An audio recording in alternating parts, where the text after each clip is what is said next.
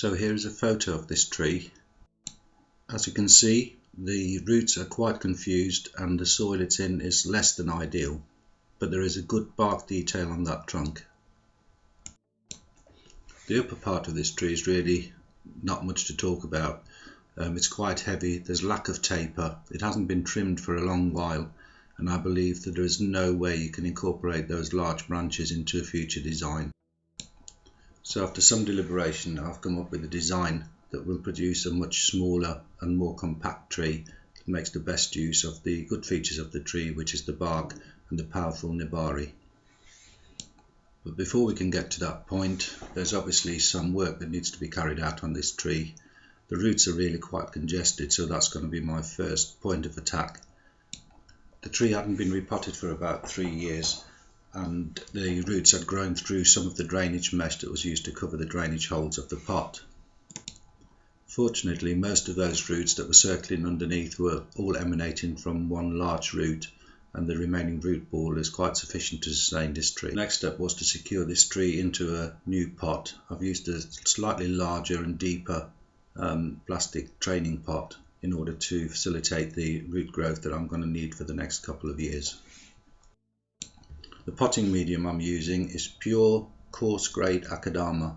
This gives me the air and water ratio that I want in this tree. Obviously it needs to be worked into the root ball to make sure that it's in contact with the roots and that there's no voids. So that's the tree potted at its new angle. What remains now is to remove all those top branches. I don't believe there's any point in using the energy stored in the roots to grow any buds on those branches, as they will not be taking part in the final design. And this is what we're left with before we start going into redesigning this tree and giving it a future as a new bonsai.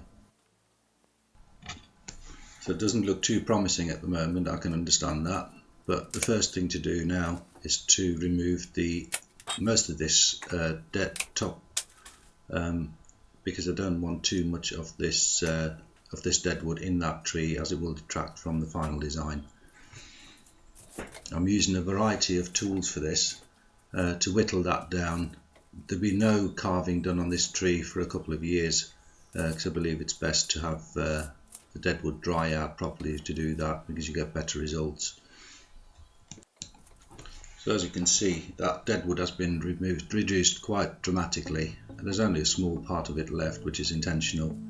Now time to get a trunk line established on the first branch. Now this is probably the most important step here, is to establish the continuation of the trunk line in relation to the first branch. So I'll spare you all the detail wiring, but you'll see that these first two branches need to be put in position before anything else can be done on this tree. Both those branches are still quite flexible because they're actually the smallest branches on this tree. And I'm using aluminium wire because for me it's easier to use. It's a lot cheaper, and in preparation for this tree that's not going to be shown for some time, this is perfectly acceptable. So you can see one of those branches has now been used to start the continuation of the trunk line. There's a heavy bend at the back that's been supported with a guy wire and a wire loop to hold that firm in position. The other branch has been fully wired in order to place the branches and to create that design of that first branch. I've retained all the viable buds on this tree, which means there's actually too much on this tree at the moment, but that will be taken off as new growth starts. Time now to think about back branches and the way the apex will be formed on this tree. I kept referring back onto the virtual that I made on that paint program, and the back branch has been wired, and also the second branch that gives me that counterweight to the leaning branch on the right hand side. Forming the apex is usually the most difficult bit, but the thing to remember is that it needs to be continuing the trunk line and the flow of the tree. As you can see, the tree has got a quite definite flow to the right, and the apex needs to reflect that.